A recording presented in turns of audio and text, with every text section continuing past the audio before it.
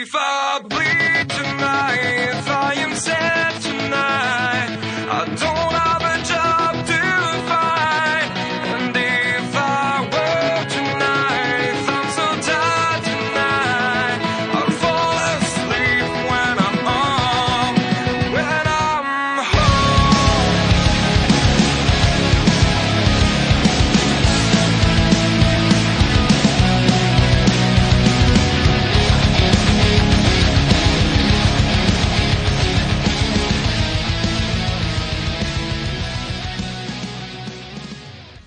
Hey everybody, and welcome to a brand new episode of the Power Slam Podcast, episode number 5. You get 2 of them in 1 week because we weren't able to get it done last week. I'm Kenny McIntosh, joined as always by the star of the show, the editor of Power Slam magazine for over 20 years, and now the author of the Power Slam ebook series, Finn Martin. Hi Finn. How are you doing today, Kenny? Thanks for that glorious introduction, by the way. I need to try and up them all the time. Now, I need to just address one quick thing before we begin, because we've had a lot of great compliments on the theme music for the podcast. But there's like 1 or 2 people who are absolutely outraged that the theme music is there. So it's just to let you know, you can skip the theme tune, just so you know. Like, every week it's going to last the exact same, like 40 seconds or something. You can just skip those 40 seconds. Like, yeah, you're quite right. I hated the theme tune to, it was one of the SmackDown ones, and it just drove me insane. I can't even remember what it was called, but it was like 2004, 2005, so I would always just skip it. So, just don't make yourself angry, just skip it, if you don't Exactly, like it. Just imagine it's like a New Day intro, or Enzo and Cass, going through their tired routine. Actually, they're not going through that routine anymore, are they? Because they've got all sorts of turmoil going on with Enzo and Cass. I mean, is this the start of Big Cass's heel turn, Kenny? I mean, that's what I'm hearing. It could be. He's acting a bit heelish out there. What do you think? I hope so. I think it should be a heel turn for him, because I think that he would... I think he's sort of bland without Enzo, and maybe a heel run for him would perk him up a little bit. Definitely. I mean, I know last year he was in the match for the vacant Universal title, wasn't it? The elimination match. He was in. He was in the.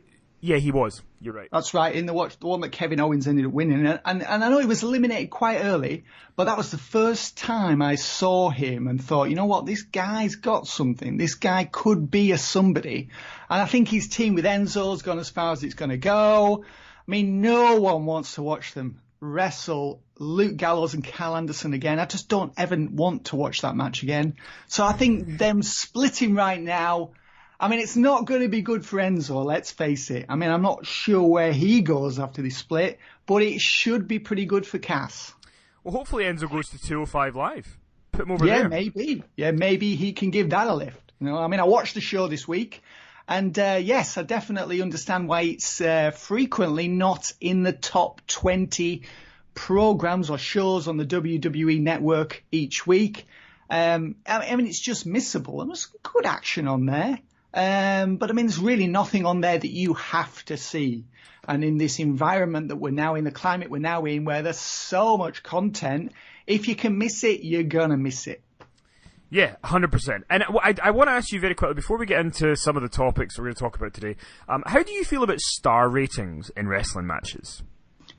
Well, it's not something that I've ever done. I mean, I definitely understand how valuable it can be as a guide and also as a discussion point as well. So I can see there's merit to it, but it's not something that I've ever subscribed, not something that I've ever done. I never did it in Power Slam. I've never really done it I've never done it in any of my writings, I don't think, just simply because I think it's something that can be so misconstrued and so misunderstood. And also I think a lot of matches on paper wouldn't get a high star rating, or some matches aren't designed to be outstanding or excellent or even good. Some matches are designed to serve a purpose on the card. I mean, it's like, to me, a wrestling show is kind of like the old album or CD, where the card, it's not supposed to be one outstanding match after another. It's designed to take people up and down and create different moods. And, that's why we have comedy matches. And that's why we have all these other different types of matches to create a different sort of, mood amongst the audience and to provoke certain reactions. So some matches that are successful in their own right might not receive a huge star rating. And I think in some ways that kind of undervalues the performance of the people who are not there to put on an open quote 5-star classic match. So it's not something I've ever really bothered with, to be honest with you, Kenny. Well, because I think the star rating thing's fun, and like I think if you have fun with it, it's good.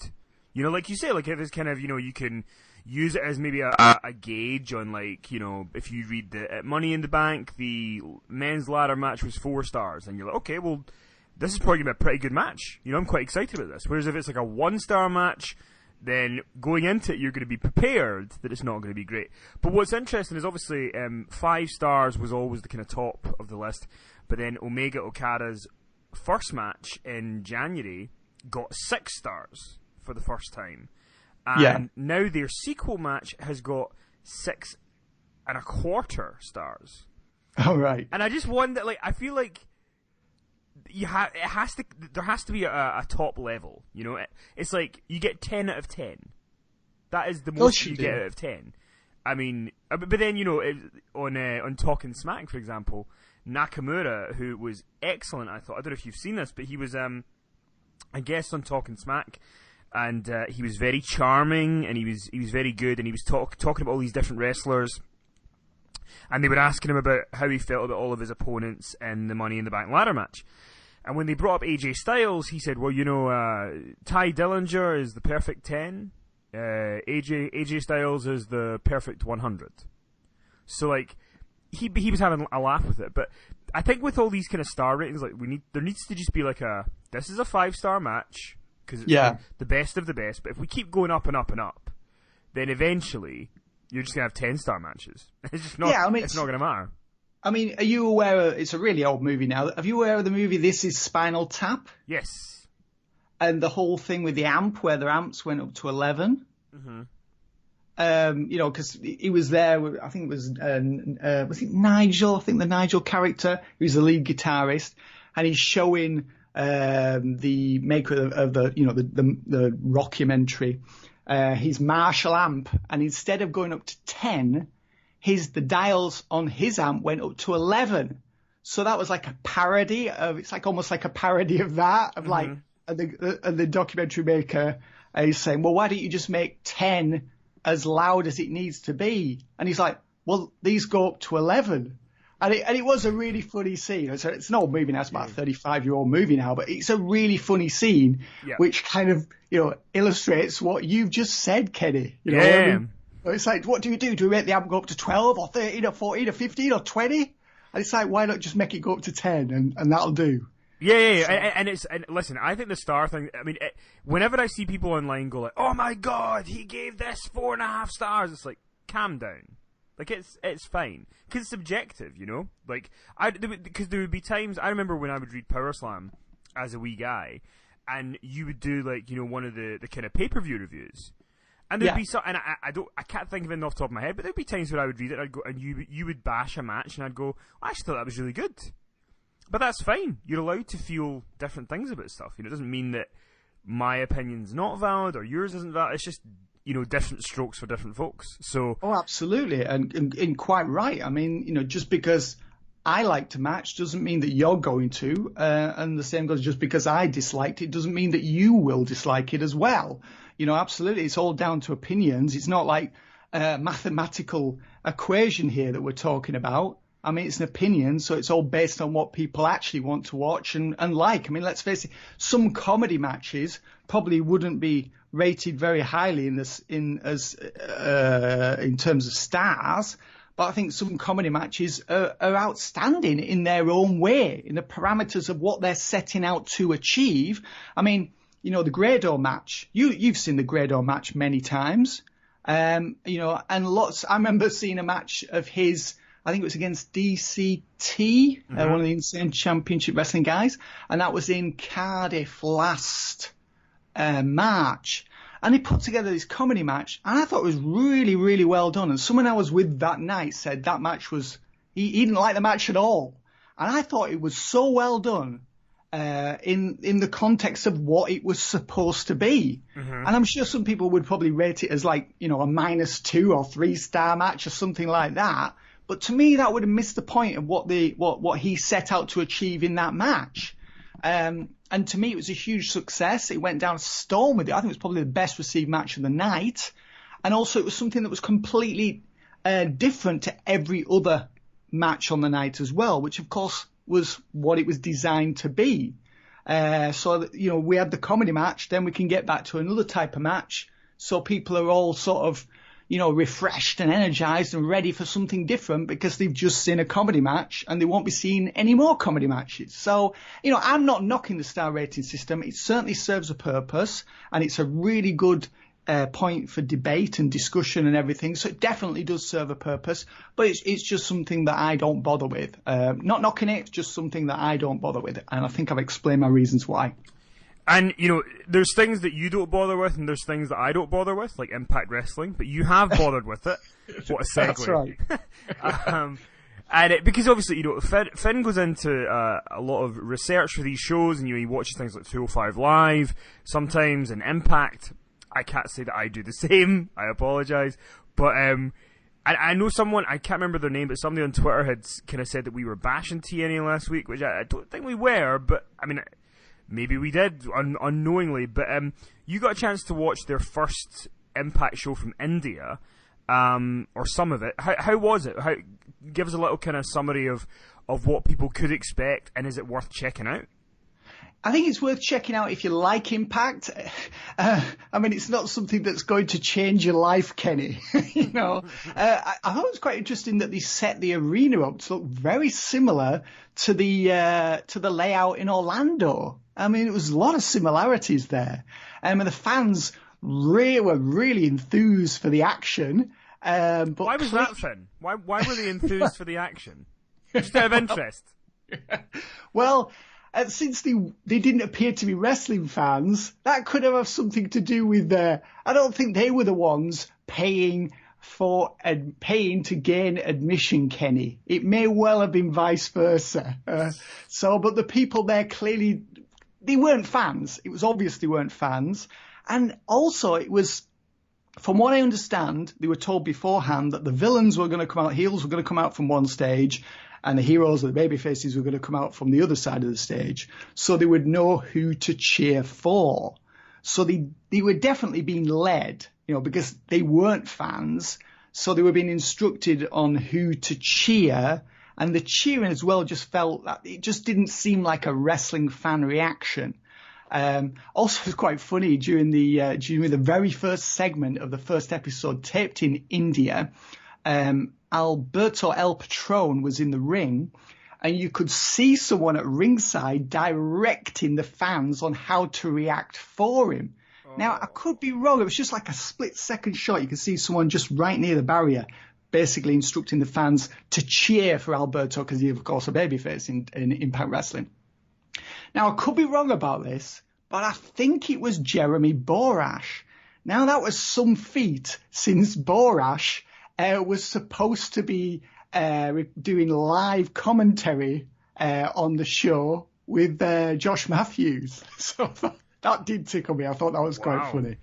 Yeah. So I could be wrong about that. Maybe it wasn't Borash, but it kind of looked like him from a distance. And then obviously him and Josh, they were not visible at ringside, so they would have done the commentary afterwards. It would have been tacked on afterwards. So I mean, it was. I mean, I don't mind Impact right now. It feels different. It doesn't really feel like it's going anywhere in terms of taking Impact Wrestling to another level, because I don't think Impact Wrestling is going any further than this. I mean, this is it for Impact now. I mean, some people say, well, that's not good enough. But if you actually go back a year to where we were around the time of Slammiversary in 2016, I mean, there was many people, you know, in a sense, perhaps they weren't catastrophizing, because it actually did seem like TNA as it was then was going under, because we were having to secure all these loans from Billy Corgan. I mean, and the company was in a real mess. I mean, I'm sure everyone would admit to that. So the fact that Impact Wrestling as it now is still going and seems pretty stable, that in many ways is an improvement on where we were, or where the company was 1 year ago. I don't think Impact's going any further than this. I think this is as far as it goes in terms of popularity. So it's hard for me to really get angry about anything it does or doesn't do, because it almost feels like a bonus that it's still going. And I don't have any unrealistic expectations that Impact Wrestling is going to become, this thriving company. To me, it just isn't. And I mean, I'd love to be proven wrong, because I want all wrestling to be better and more profitable and more successful, however you want to phrase it. I want all wrestling to be better than it is, and for people to get paid better money, and nothing would please me more, Kenny, I'm sure you would echo this, than for us to be in the middle of another boom period. But I just don't see that happening with Impact Wrestling. I don't see that happening with WWE either. I will say though, there was one thing on the first Impact from India which did annoy me a little bit. On the final Impact from Orlando, Rockstar Spud retrieved the rubber hammer from under the ring, which could only have been left there by aces and eights, and then proceeded to nail Hornswoggle with the hammer 10 times. Now, I watched this twice. I thought, did I miscount? I watched it twice. He hit him with the rubber hammer 10 times. 1 week later, on the first Impact from India, Hornswoggle was walking around not selling anything. That was really the only thing on Impact that sort of did irk me. There was really no need for that, Kenny. Well, I would definitely agree with you. There was no need for that to ever have been filmed or shot or anything. But do you know, I do want to say something, because I know there's a lot of people listening to this who are big TNA fans or Impact fans, and I know that sometimes I can come across like I'm bashing TNA or bashing Impact, but it's not so much that that's what's happening. But like 5 years ago, when we started doing the Inside the Ropes podcasts, Robert and I, who hosted originally at the beginning, we would cover TNA every week, and there was some really good stuff, and they had big names, and they had loads of stuff going on. And I think that what angers me the most is how much that company have thrown away the opportunities that they had to be bigger and to be better. And I feel quite angry for the Impact Wrestling fan base, because like last year they had the Broken Hardys and Drew Galloway and the Miracle Mike Bennett and all this kind of stuff. And there was some really strong stuff, and people for the first time in years were talking about Impact, and people were watching it, and people were, engaging in, even if it's just a couple of segments, they were still engaging in something. And then they felt that they felt that those people were dispendable, and they could just get rid of them, or they left it too late for Drew to want to go back there. And I feel like it's a slap in the face to the fan base, And then now that they're trying to rebuild it again, there's this big public perception of, they're not letting the Hardys do the broken gimmick. The new owners don't seem to know what PR is, or what good PR is. And then you've now got this Global Force invasion, which just is it's like, in wrestling sometimes you get nepotism, but this is like nepotism times 1,000,000.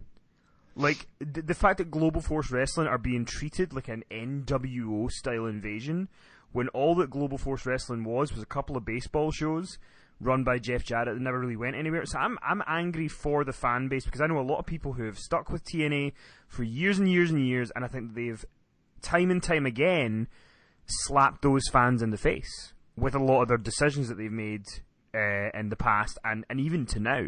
So that's kind of where I sit on it. I hope that makes sense as to why sometimes I kind of roll my eyes audibly at what they do, because I think that ultimately when you look back, they could have been something a lot more than what they are right now.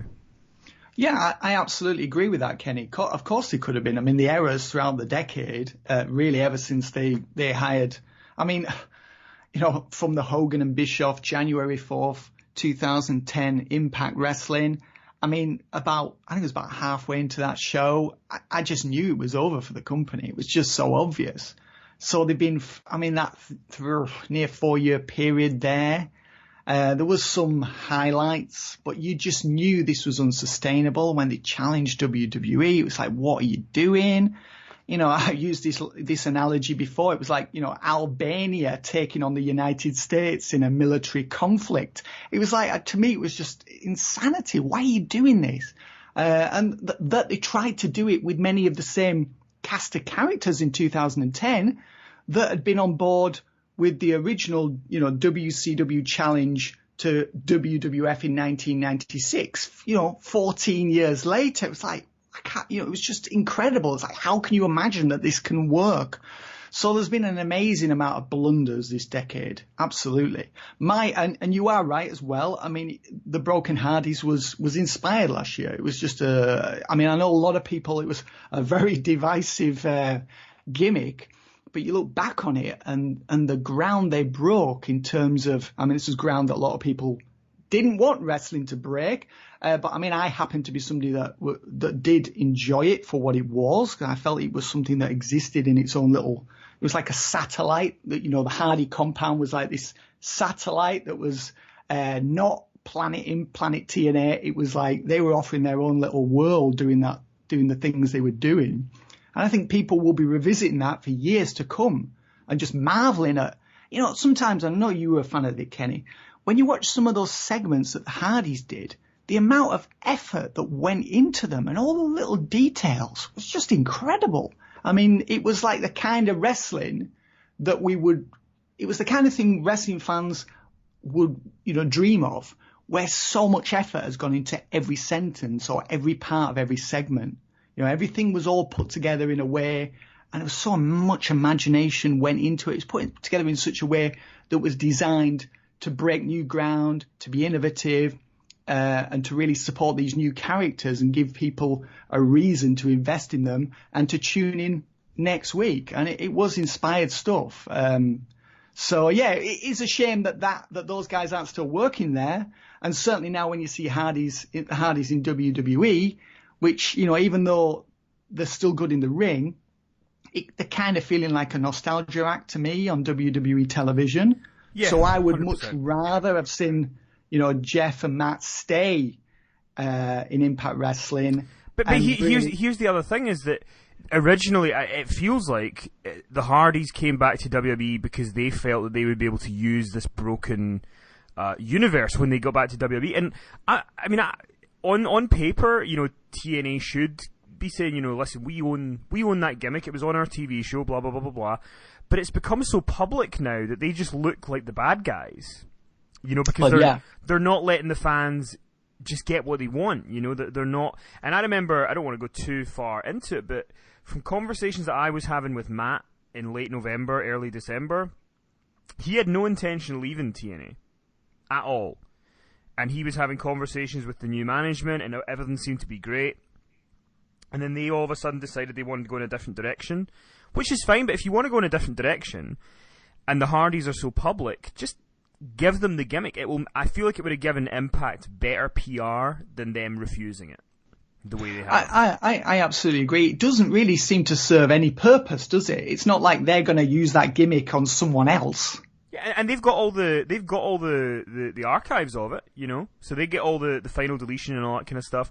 And yeah, so there was also, I don't know if anybody's read the updated Death of WCW book by R.D. Reynolds and Brian Alvarez. They re-released it in 2014, and it was kind of, some updated stuff. And at the end there is a 2 to 3 page section which basically says, can you imagine if a wrestling company formed after the death of WCW and did the following things?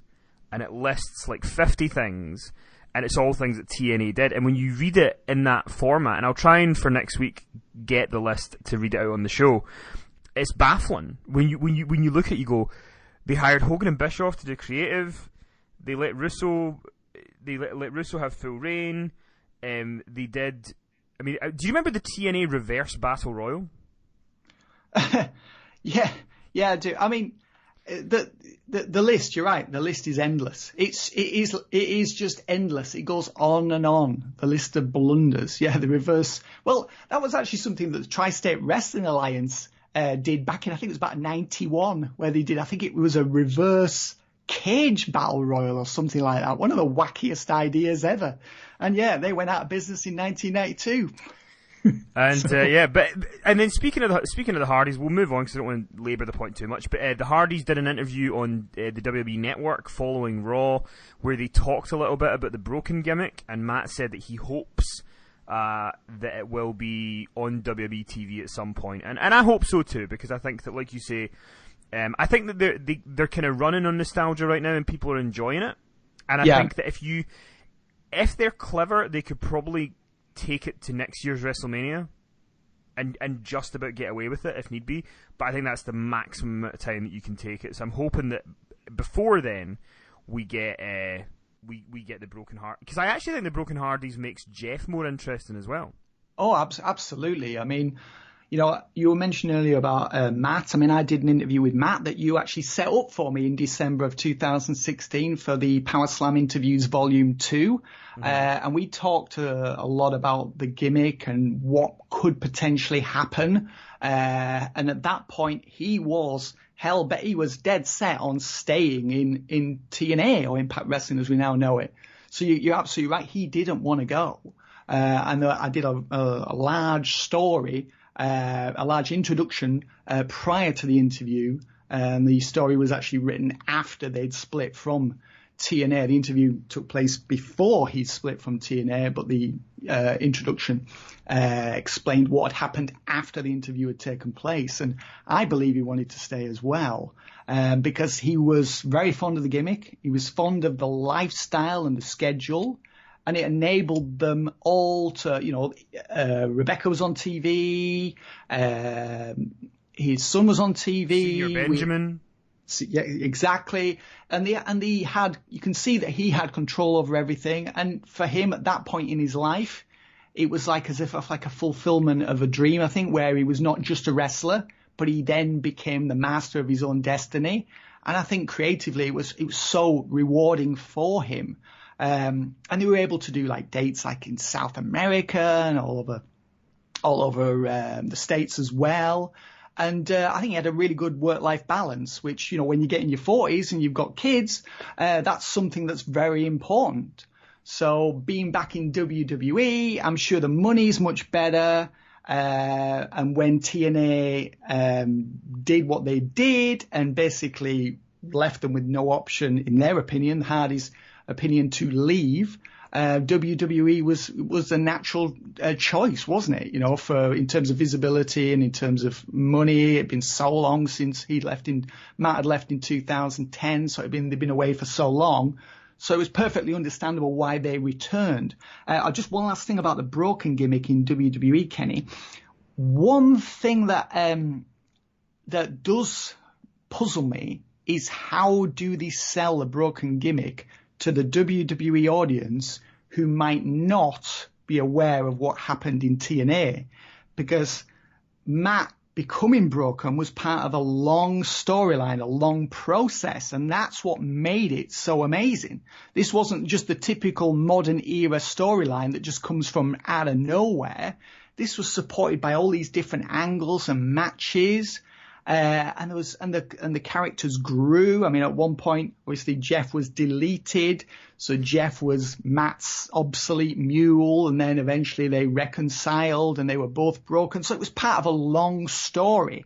How does WWE introduce the Broken Hardys to its audience? How can it explain it? I don't see how that can really be done, and I don't have any faith at all in WWE being able to pull something off like that, or in them having the patience to even attempt something like that. Well, I mean, it strikes me that with Matt coming back, that he must have some sort of reassurance or some sort of faith that is going to happen. And the idea that they're still on television doing, you know, the delete chants all the time, and he's still doing the nods to it all the time, and it's all over his social media, tells me that, you know, it's probably going to happen at some point.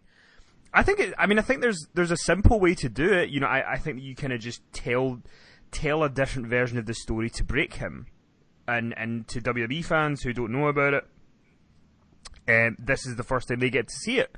And I almost think it's kind of similar to like when you have someone from NXT come up to the main roster, and you kind of learn their story for the first time, because when the Wyatts came onto the main roster, like, people who watched NXT had seen all their vignettes in the swamps and, you know, all the backstory to Sister Abigail and all this kind of stuff. But if you just watched the main roster, you never got any of that. So all you knew of the Wyatts was the vignettes that got them onto the main roster and everything they did on the main roster. So I feel like they could do something similar, if that makes sense, that could maybe explain it. And I think that it would have to be a big loss for the Hardys that sort of is the catalyst for Matt to kind of start to break. Yeah, well, hopefully it will happen, because they're going to need to. They can't continue in this vein, you know, indefinitely, because, as you say, it's nostalgia, and that's only got a certain shelf life. So it would be nice to see a change. We'll see what happens. So let's talk about Roman Reigns, the big dog, with his yard. So Roman Reigns, a couple of things about him. First of all, he decided on Twitter to have to kind of come back at some fans who had some stuff to say about him. So I'm just going to read a couple of them to you, Finn, and get your take on Roman being quite vocal. There's a guy on Twitter called Ian Porter @HeelDegenerate, and I think he talked with somebody about not wanting to, you know, the WWE wrestlers aren't the best wrestlers and all that sort of stuff. And the person had said to him, you know, yeah, right, you know, you'd kill to be in his position. And the guy said, here's a tip. Some of us don't like WWE or their BS politics. We're happier where we're at. Now, Roman had been tagged in this, so he retweeted it and said, let me give you a tip, amateur. WWE is the top of the mountain in pro wrestling, a view you'll never deserve or get to enjoy. #facts. Then someone called Jean Loss Fap, very strange name, said, and you're sorry, she was saying this to Roman, and your sorry ass was positioned at the top thanks to family. You were handed your position, you never earned it. To which Roman responded, yeah, I guess working my butt off 5 days a week while being away from my wife and kids for the last 7 years is being handed it. #dumbass Mark. And then the final one is someone called I can't pronounce it, Androctonus, I think it is, said to Roman... Androctonus, I think, yeah. How about the other guys that work their butt off and get away from their wife and kids for years too and still jobbing? And Roman said, oh yeah, I forgot they're jobbing for free. And then he had a little kind of laughing emoticon saying, clueless, #dumbass Mark. By the way, all our schedules and responsibilities aren't the same. #B2R. I don't know what that means, but okay. So what do you think about Roman? Kind of, he's not a guy who's on Twitter a lot or engages on social media a lot, but these must have kind of got to him a little bit, and he wanted to express himself. What do you think? Yeah, it's hard to know. I mean, I don't like it when wrestlers like insult fans like that. But I mean, I definitely understand why people are inclined to do it, and especially Roman Reigns, who has taken some, as we all know, some terrible abuse over the last few years. So you can understand him sort of venting about that. I don't think there's really any need for this. I think you're better off rising above it. And when you respond to things like that, I kind of feel like it lets the fans know that they've got to you. So you're better off. And in many ways, it inflames it as well, rather than just rising above it. I can understand why he's done it. Because I mean, we've all got a breaking point, Kenny. Well, I haven't got to mine yet. I don't think I've ever done anything like this. Certainly I've never done anything like this on social media. Maybe back in the very early days of Superstars of Wrestling, I wrote some things that I shouldn't have written, and there actually are a few things that I'm ashamed about, but that's going way back. Yeah, I wouldn't do anything like this, Kenny. It just sort of inflames it, really. Just rise above it. That's my opinion. Just, fans are entitled to their opinions. At the end of the day, these people are buying the network's subscriptions and paying for the tickets. Maybe you think these people are so into it that no matter what he says, they're going to continue to support WWE. My take on it is don't insult your customers. What do you think, Kenny? Well, he's got a little bit of a history with this, if you remember. Like he did an interview a couple of years ago with Sam Roberts in the States, and I'm sure it was something about Sam Roberts was asking him about, you know, the character and the fans booing him and all this sort of stuff, and his reaction was, "I don't care, I make lots of money." And that's fine, like, he can say what he wants, but I think the problem is that when they are trying to present him like the top babyface, which I know people don't like, but that is how they are presenting him, regardless of whether we like it or not, this stuff just inflames it, I think. You know, like, yeah.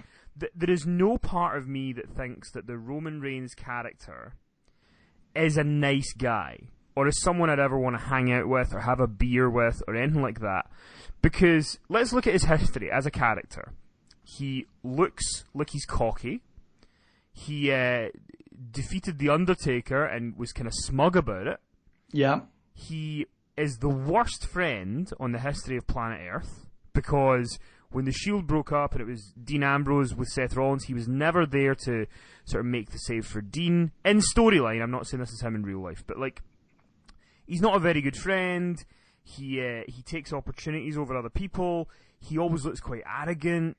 His promos make him just look very unlikable. He comes across as like the kind of arrogant jock guy from high school, and I just don't know what. None of that makes me want to go, yeah, he's one of the good guys, or he's someone I want to hang out with, or get to know. I just think he's someone that everyone would just like to boo.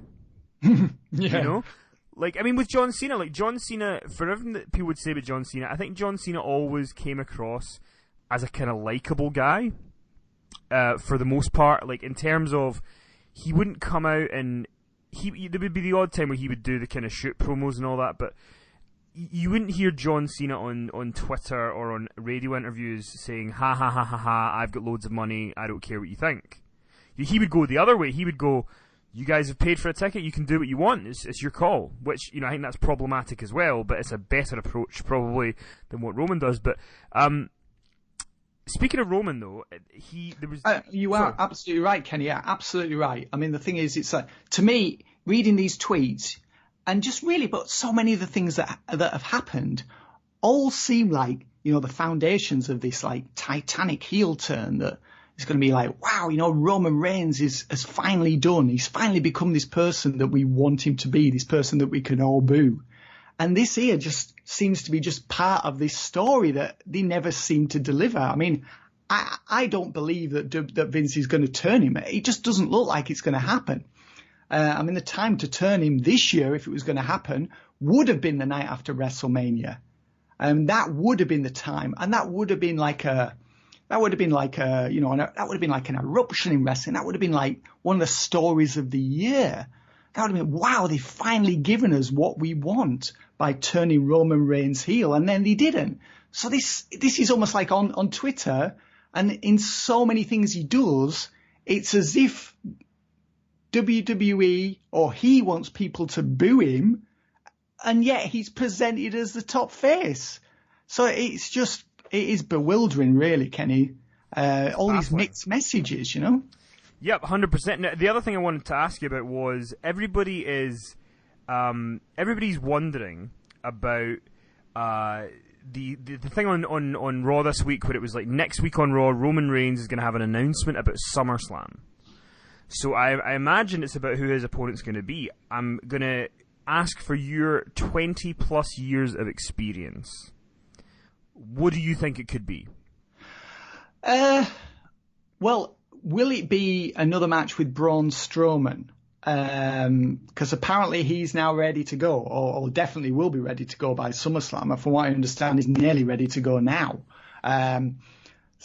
Or do we think that the Roman Reigns and Braun Strowman, that we don't need to see that again? And maybe that'll be something that'll be saved for next year. I mean, there's a lot of talk that maybe Brock Lesnar will face Braun Strowman at SummerSlam. That seems like a match that they've teased, and is a SummerSlam level match to me.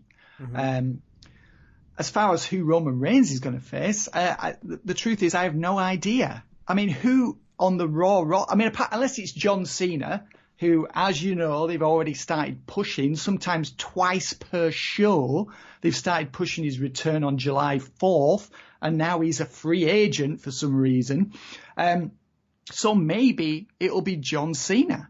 Although the flip side to that, of course, is that many people think John Cena is going to be the one who ends Jinder Mahal's WWE title reign at SummerSlam. So maybe it won't be Cena.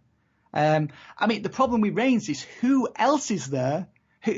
Who can he wrestle that he hasn't already wrestled many times before? I mean, the simple answer is I'm not sure. And I don't really have any great expectations for what this announcement will be on Monday, because I'm not sure who it is he can face that he hasn't already faced if we remove Cena, Braun Strowman, and probably Brock Lesnar from the list. Who do you think? What's the announcement? What do you believe the announcement's going to be, Kenny?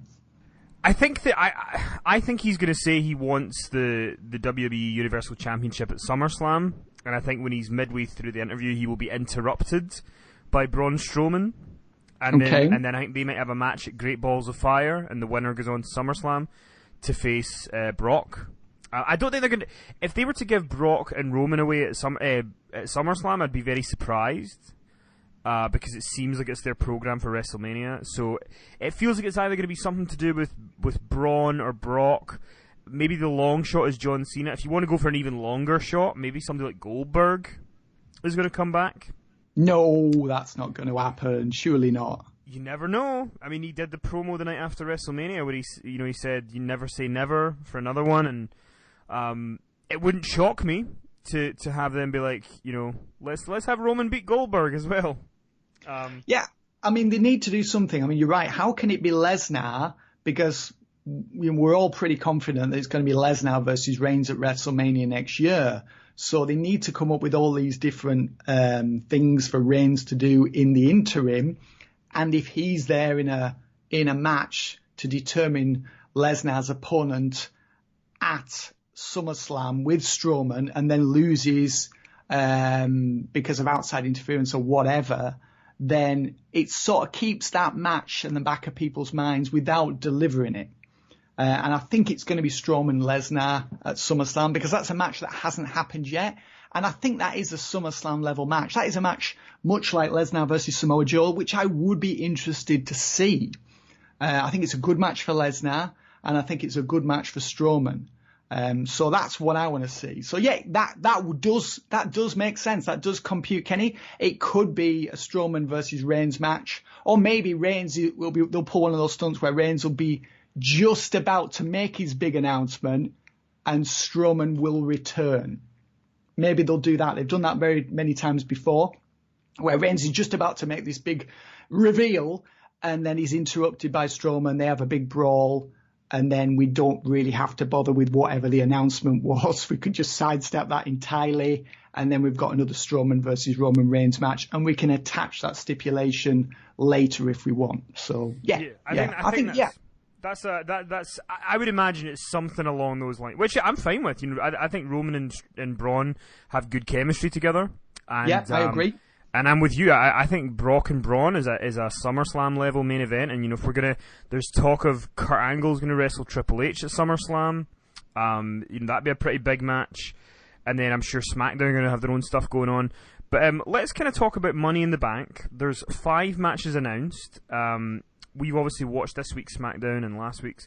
So let's kind of go through the matches and see where we maybe think the results are going to go. So Lana last week debuted on SmackDown. She's going to face Naomi for the SmackDown Women's Championship. Do you think Lana has a hope in hell of winning the SmackDown Women's title at Money in the Bank? No, I don't think she will. I thought it was a pretty good angle they did on SmackDown this week. Lana was at ringside during the Naomi versus Tamina match. Naomi won, and then Lana attacked Naomi afterwards. I thought it was, it wasn't like super innovative, but it was what needed to be done. Then Lana held the title up over as Naomi was laid out on the canvas. So I thought that was quite well done, and I'm hoping they can put a match together that doesn't embarrass Lana.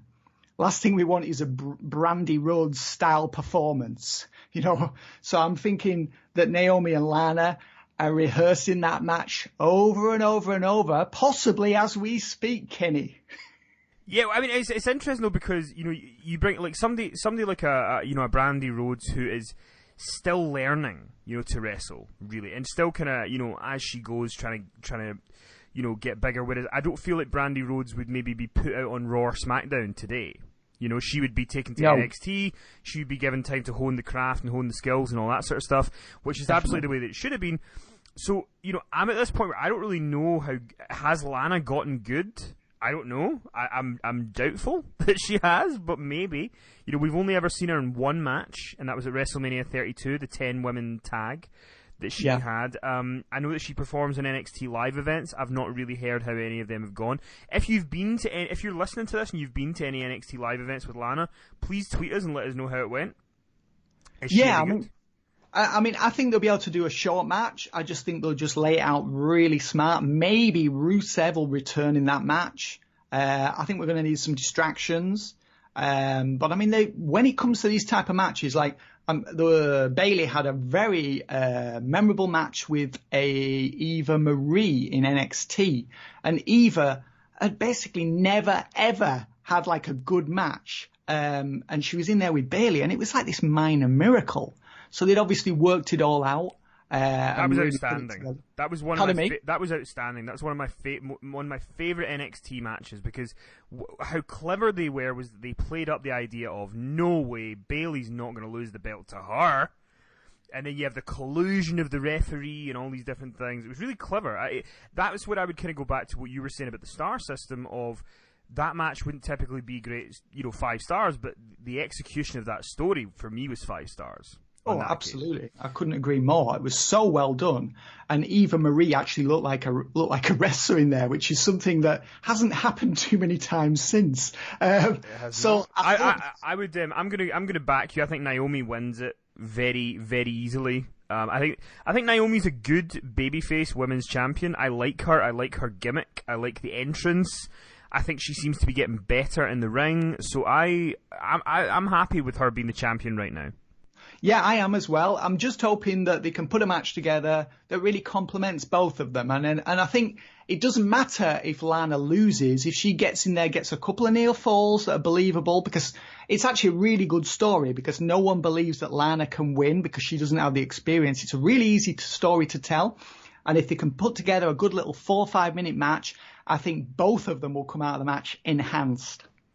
So the SmackDown Tag Team Championships are on the line when the Usos are going to defend against the New Day, the returning New Day, who seem to be reinvigorated on SmackDown. I've enjoyed them a lot more than maybe I did in the latter days of their Raw run. I'm quite into this match, to be honest. I didn't really think I was going to be, but I think the program's been pretty decent so far. The Usos have seemed to get to the New Day a little bit, which is when the New Day are better, when they're affected by things.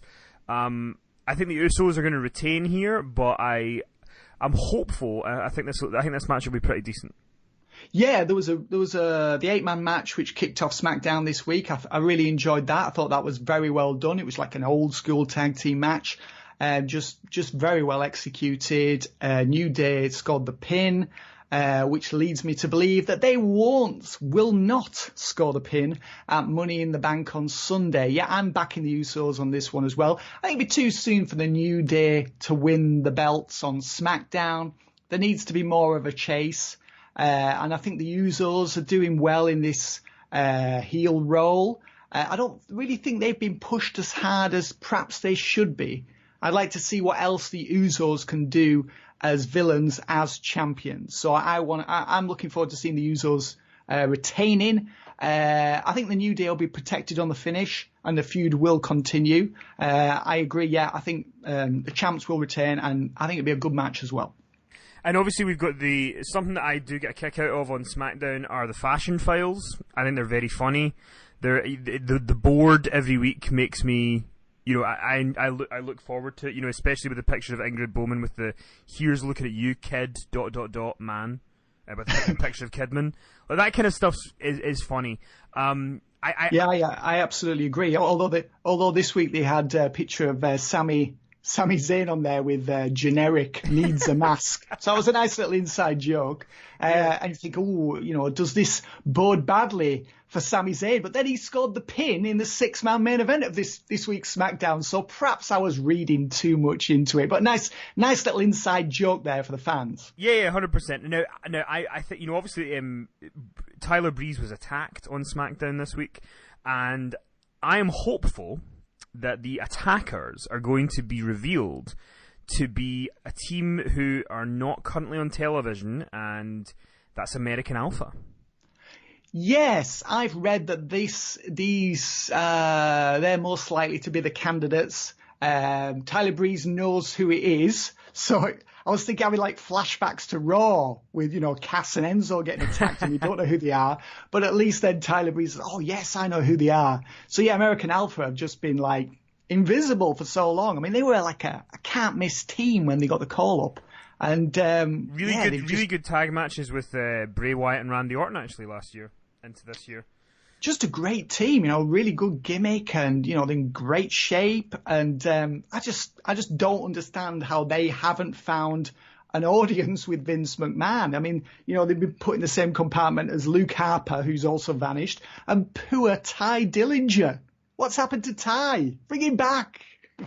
There was actually a picture of this week of Ty. Somebody brought a sign saying, "Have you seen this man?" with a picture of Ty Dillinger, which I thought was fun. Yeah, but yeah, it's So I mean, I'm a fan of the Fashion Files as well, and you can see that Vince he really likes these guys, and I'm so pleased that Tyler Breeze was a guy who came in. I think he scored a win over Dolph Ziggler in his like first sort of high profile match in the company, first pay-per-view match, I think it was. And then he was like doing jobs right after that. And I was like, and he's been, he floundered for so long. And I'm really pleased to see him in this role with Fandango. Yeah. I think they've got really good chemistry together. I think they're funny, and so often WWE isn't funny, and I think their stuff is really good. I complimented that comedy match they had with the Usos at was it the Backlash pay-per-view? Yeah, it was Backlash, yeah, I really enjoyed that. I thought that was really well done.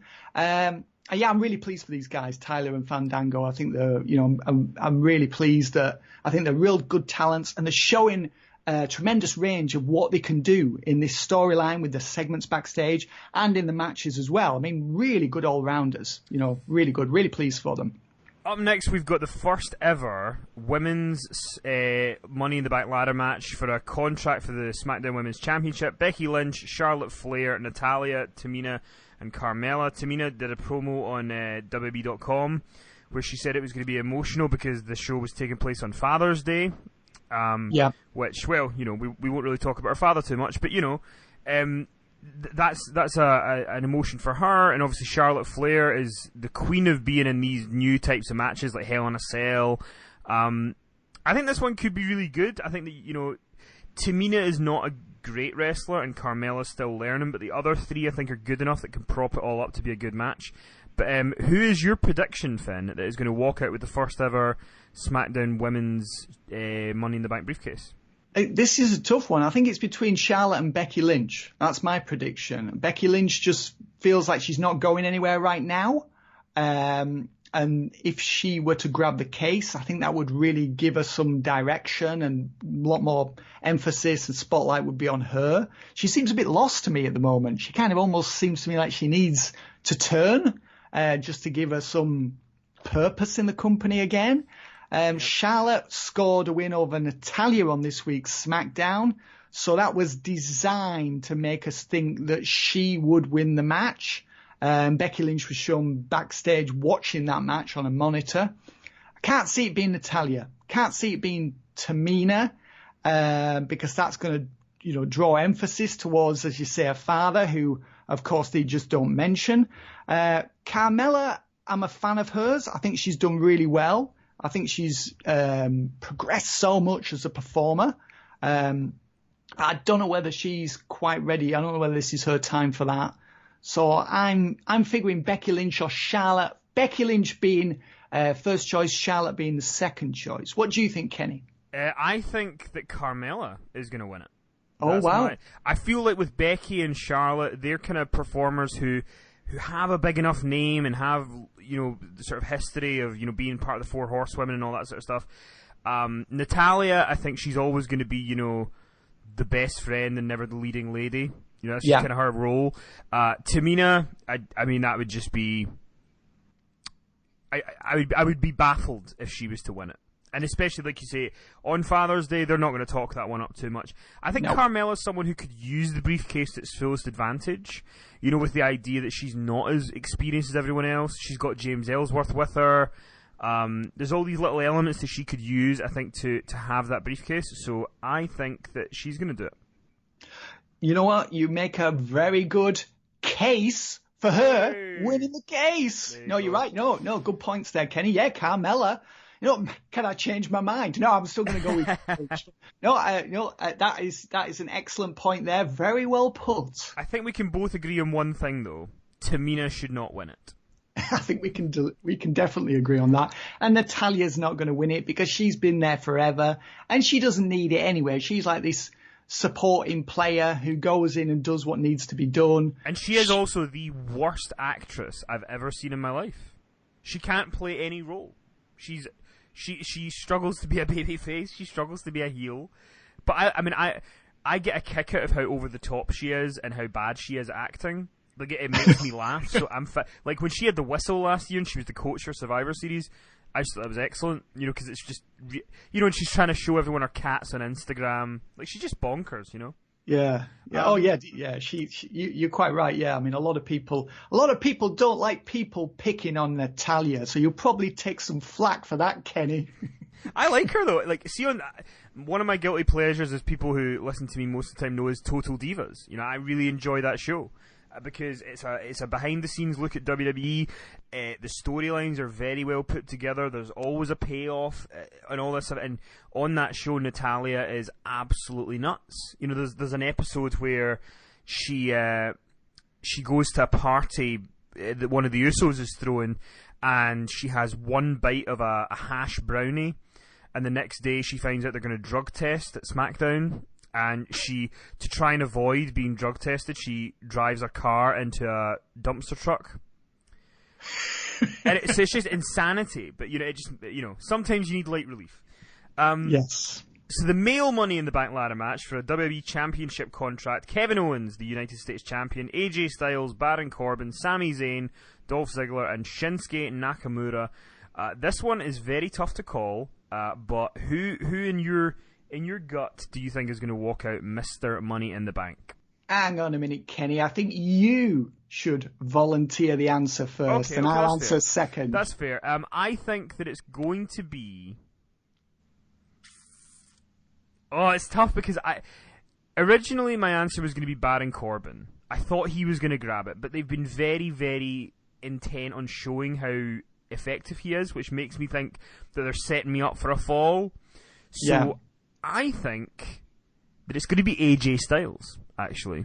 I think he's going to lift the briefcase. I think he might cash it in on maybe a match in a couple of months with Randy Orton or somebody like that. But I think AJ Styles is someone... I don't see it being Nakamura just because he had so much focus put on him at the end of this week's SmackDown. I don't think Kevin Owens with the US belt would have it, both of them. Dolph Ziggler, I mean, my God. No. Please no. So yeah, that's my pick, but I'm going to go with AJ Styles. Who do you think? Well, Baron Corbin, he did the job again to Sami Zayn, didn't he, on this week's SmackDown? Mm-hmm. So he's coming into this quite weakened, and that is sort of a classic WWE bluff, where we think, oh, it can't be Baron Corbin because he's just been beat. So that are we to choose the reverse of we've been led to believe that it can't be Baron Corbin because he's lost to Sami Zayn so many times. To me, that would seem like a real downer if Baron Corbin comes away with a case. That would feel like a booby prize. I mean, I don't think it'd be quite as bad as if Dolph Ziggler won it. I mean, he won it, I think it was 2012, didn't he? So, I mean, that was 5 years ago. Ziggler can't win it. Nakamura, it seems too soon for him. and they really laid it on thick that he probably would win or could win on this week's SmackDown. So I don't think it's going to be Nakamura. Kevin Owens is the US champ. I don't think he should win it. Sami Zayn, I mean, you know, the guy's generic, Kenny. You know, he needs a mask. It's not going to be Sami Zayn. Which brings us back to AJ Styles, your choice, or Baron Corbin. So I think it's going to be one of those two as well. Surely it's not going to be Baron Corbin for all the reasons I've just explained. But in a sense, maybe AJ Styles seems too obvious. So I think this is a tough one to choose. You know, I think one thing we could agree on, Kenny, is we need to avoid reading any of the bookies' predictions. Oh, 100%. Genuinely, like, I just don't want it. One of my favorite things about watching wrestling, and sometimes people give me flack for this, I still get really excited watching big shows. Like, I really enjoy it, and I enjoy a big match atmosphere, and you know, I think on Sunday, sitting watching these 6 guys in the ring, they're going to have a really good match, and I think the fact that, you know, pretty much 5 out of 6 of them would be a fine choice, will add some good drama to it. So, I mean, I think we all need to just listen to the fact that Finn avoided making a choice there and went with 2. So let's just not let him away with that. He did basically play Switzerland there. Let's just put it out there. What a cop out. Because next week, if one of them wins, he'll go, yeah, I was right. I got it. No, I think it's going to be Styles or Corbin. I mean, really, it's got to be Styles, because I'm convinced that Jinder Mahal is retaining the belt against Randy Orton. So I'm figuring Jinder versus Randy Orton will go on second to last, or will go on middle of the show. And I think the men's Money in the Bank ladder match will close the show, which sort of then makes me more inclined to believe that maybe it will be a babyface win. So I'm gonna go with AJ Styles as the winner of the Money in the Bank ladder match. That's what I'm going with. So we are united on that. We're united, and I'm with you as well. Yeah. I'm with you as well. I think Jinder Mahal is going to retain the championship against Randy Orton. Randy Orton is someone who I don't think is. I mean, don't get me wrong. I am not someone who is the biggest fan of Jinder being the champion, but at the same time, Randy's not really done anything that exciting recently. So we're kind of in. It's like basically, would you rather get shat on or pissed on? You know, it's not a great choice to have. I mean, this Jinder versus Randy Orton feud, it's just been a colossal dud. I mean, the angle they did on this week's SmackDown was just like, I mean, if you haven't seen it, don't even bother. Just don't even bother wasting your time. You know, do something more constructive, like do the hoovering or clean the bathroom. You don't need to see this angle. It was just useless, boring, just, you know, just insipid.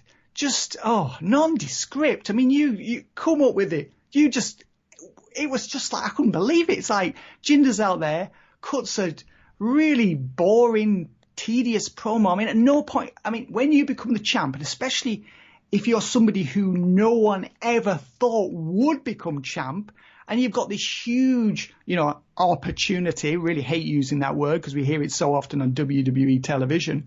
You get this huge chance to really sparkle and deliver and, you know, produce fireworks. And Jinder, it's as if they've just sent him out there. They're not really interested in him becoming anything more than a second match guy. He's just such a drip.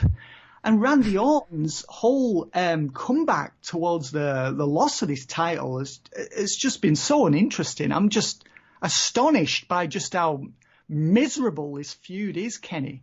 So I think this has been. I don't care who wins. I've got no desire to see Randy Orton as champion again because he doesn't really feel like he cares that he lost the title, and he doesn't even really seem that interested in regaining the title. So I mean, this match to me is. I think it'll be. A Backlash. They had a better match than I expected, and I think they'll have a good match because they've been working together and they'll be able to. You know, they'll have ironed out any creases, and I think they'll be able to put together a good little match. But it's not a match that I'm really interested in at all. It's almost like, let's get that one over with and move on to the match that really matters, which is the Money in the Bank ladder match. So it's taken us 5 episodes to have you have a bit of a rant. So there we go. All we needed was a crap Jinder and Orton feud to get us there. So, but I mean, you've seen this week's SmackDown, Kenny. I mean, that angle was just like it's not that it was bad. It just wasn't good. It was just there. It was like there was nothing there was nothing interesting about it. There was nothing horrible about it enough that it could be so bad that it was worth seeing. It was just very, very average. And I think that when you're in a title feud where the champion's not really got a lot of momentum and the former champion is not really putting in a great performance, this is a match that we're going to have to watch. I mean, Finn, you're probably more sensible and watch it the next day or something, but I'm going to be watching this live. So at like 2:45 in the morning at that lull period when you need a Red Bull, this is going to be your match. Yeah, you're going to need a couple. You better get stock up on Red Bulls, Kenny. I might need cocaine to get through that, but it's. I'm joking, obviously, but it's horrendous, and I think that you're right. They need to kind of put the men's Money in the Bank match on last, because I think if you put Jinder and Orton on last, I think you're in danger of some people just kind of switching off. Yeah, definitely. It'd just be like a mass exodus in the arena in St. Louis, Yeah, and obviously, John Cena has been advertised returning the July 4th SmackDown. I think it's probably. I mean, I know the free agent thing's been brought up, and that's kind of a way to have him on both shows if they want to, have him do a Raw feud or a SmackDown feud, and I get it. But it seems to me like Jinder Mahal's summer feud and his SummerSlam match is probably going to be with John Cena. Yeah, I think so. And, the July 4th SmackDown, it really plays into the USA versus, even though Jinder's not... USA versus Canada, yeah. Canada, yeah. But it really plays into all that, doesn't it? The fact that he's coming back on July 4th, it really... and, flag waving and everything, and it's just like... You can see that coming. But yeah, the worst thing about this Jinder and Orton feud is that here were two guys that everyone thought wouldn't really deliver, and that was their chance to really prove people wrong, and especially for Jinder. Well, for both of them, Jinder, Orton's as guilty as Mahal, really. More so, probably. Yeah, well, as guilty. Well, they're both guilty for just not making something that no one was really that interested in more interesting. Well, I remember speaking to someone in wrestling who knows Jinder relatively well. And this was before the Backlash match. And we had this conversation, and the person said to me, Jinder's going to have to be the one that kind of carries this because Orton's going to play safe. So Jinder has to kind of make it more exciting. And I just don't think Jinder is a performer that is experienced enough in main event level matches to carry this. So he kind of has to rely on Orton a lot, and I don't think Orton's really doing his share of that, And it's funny because you were talking about promos and stuff. When AJ Styles came to WWE, obviously he's a great wrestler, blah, blah, blah, phenomenal.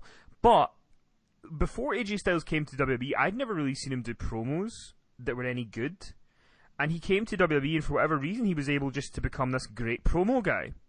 And he would go and talk and smack, and he would do different things, and he would stumble on his words sometimes, but it almost made sense for the character that, he'd be so frustrated about something that he would just, he wouldn't quite know how to get it out, and he made it work. And I think that AJ Styles is an example of someone who, when he was given the ball, and I know he's a lot more experienced, so it's not the same comparison, but when AJ Styles was given the ball, and it's all right, we're going to put the belt on you, we're going to put you in a top-level feud with Cena, you're going to get to beat him several times, all that kind of stuff. He rose to the occasion on the promo side of it as well. And I don't think Jinder's pulling his weight in the ring or on promos, which is the problem. You're quite right, absolutely. It's just one of these, when you're put in this position that people don't think you're qualified for, in wrestling what you need to do is you need to prove your detractors wrong. And you need to, as they say, knock it out of the park. You need to really deliver sort of something dynamic. You need to find something within. Because here you are. This is a position that you've longed to be in your entire career. I'm the champion. I never thought I would ever be the champion, and here I am. It's actually happened. Now's my time to prove that I deserve this and that I could become champion again. That's really what anyone who almost becomes an accidental champion should strive to do. And in every performance and every appearance, to prove the people that don't believe in you that the company was right to invest in this no-hoper and make him champ. And that's really, I mean, in wrestling, obviously they're independent contractors, they're not employees, but and that's obviously what wrestlers are, is that you're there and you're your own project. And what matters really is not about making the WWE family or the promotion or the organization bigger, although by becoming bigger yourself, that is a result of you becoming bigger and more successful. But your real purpose is to concentrate on making yourself as pushable as possible, so you will keep getting those opportunities. And there's that word that I said I wouldn't use. So it's almost like Jinder Mahal is saying, your time is up, my time is now.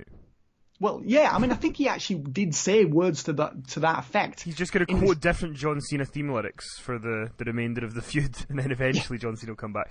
I mean, like, the thing is, I don't even think that putting the belt back on Cena at SummerSlam is the worst idea, because I feel like at least Cena, I like the match with AJ Styles. Him and Kevin Owens have had good stuff in the past.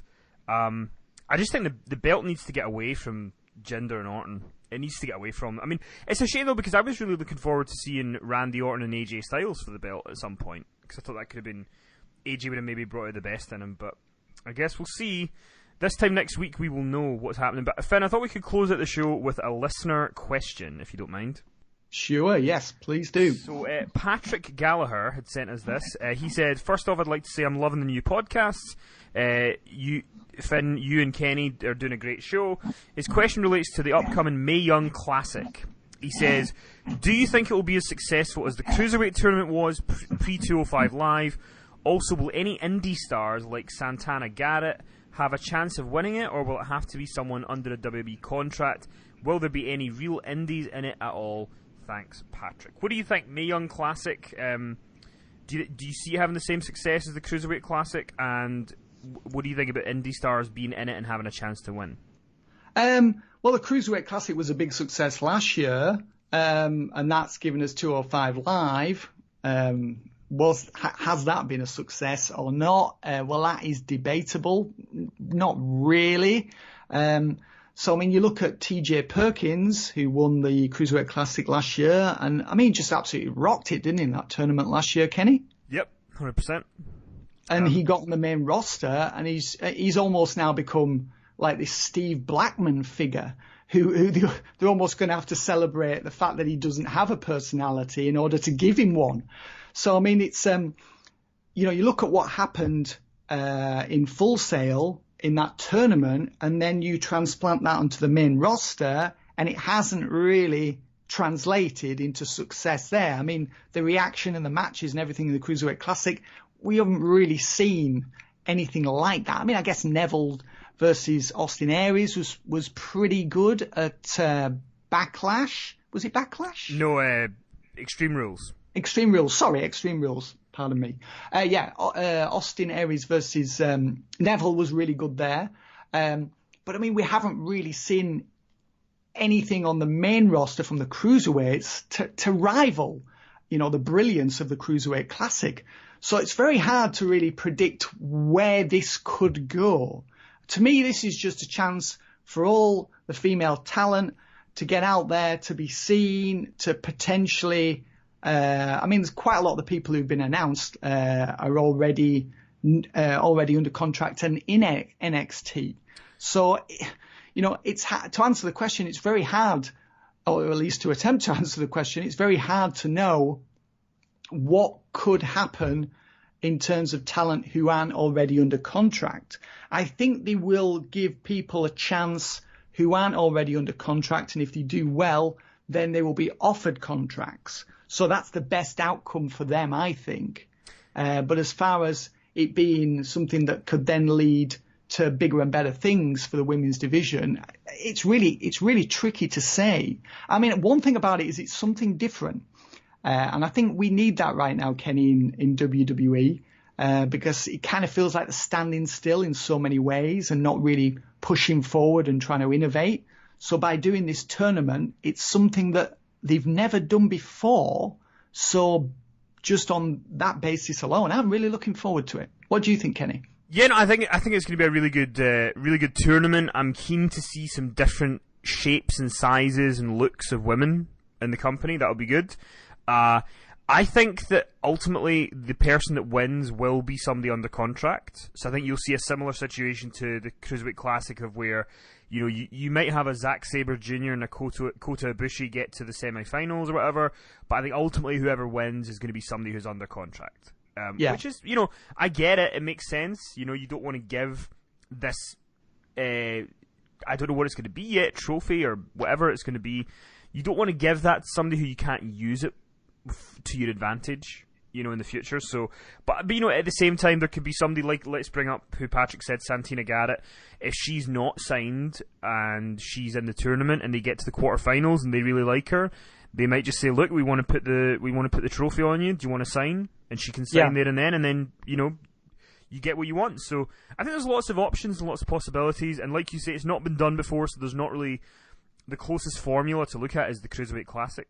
And what will be interesting to me is what I think will happen is, this is my one prediction. I think we'll get to the final and the two women will go to square off, but all of a sudden before the match begins, the lights will go out and the leader of the Women's Revolution, Stephanie McMahon, will come to the ring and shake hands with both of the women because, she gave them women's wrestling. So I think that'll probably be what opens the main event. But I think it should be good. It's going to be exciting. I'm looking forward to it.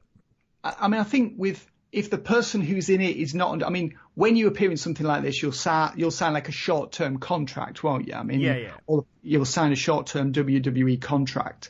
Now, if they're currently working on the indie scene and don't have like a gig elsewhere, like Zack Sabre Jr. did and Kota Ibushi did, then chances are these female performers are going to be shoo-ins to be signed anyway. So I don't really think that's as much of an issue as it was with the men, especially with the experienced guys who already had loads of places to work and thought, well, I'm better off continuing to pursue my career under my own direction than putting myself at the mercy of WWE. With the female performers, because there's really not as many opportunities, I've used that word again, I apologise, there's not as many openings for the women out there in outside WWE land. I think if they're offered contracts, they will sign them. So I don't really think it's a big issue that whoever wins or whoever's told that she's going to win, by the time the tournament ends, she will be under contract. Yep, 100%. So that's all we've got time for this week. We've covered a lot of stuff. So we'll be back next week with our fallout from Money in the Bank, and there's some other stuff that's just broken that we'll talk about next week. Like the Big Show was on Chris Jericho's podcast and has basically said that WWE TV days are bullshit and he hates them. So we'll get into that more next week. Once I've had a chance to listen to it and get the full rundown of it, we'll hit that next week. That deserves a little bit of attention, to be honest. Definitely, definitely. Hey, maybe he really was the guy behind the attacks on Cass. Yeah, maybe that's part of his thing. One of my favourite lines I've just read is apparently he said, "We get to TV and we get given this stuff, and you just think, why are we doing this?" Fantastic. Zero fucks given. Finn, where can people find you if they want to buy your ebook or speak to you, engage with you, buy an 8x10, all of those good things? I'm not really selling 8x10s. Yeah, they can contact me through my website, which is finleymartin.co.uk, or via Twitter at finleymartin or at PowerSlam Online. And where can people find you, Kenny? You can find me continuing on a daily basis to try and get a sponsorship with Iron Brew at KennyMC1985. Just tag Iron Brew in it. Tell them that I put you onto Iron Brew. Hopefully that dream can become a reality. They do follow me on Twitter, and people have said that they've tried Iron Brew from Australia and America. So if you do it as well, we could get this sponsorship going. We could have the Power Slam podcast sponsored by Iron Brew. Can you imagine? Yeah, I remember when I was a kid, Iron Brew used to see all the adverts. This was probably before your time. They used to have all these amazing adverts in the 80s. Mm-hmm. Made in Scotland from girders and all this.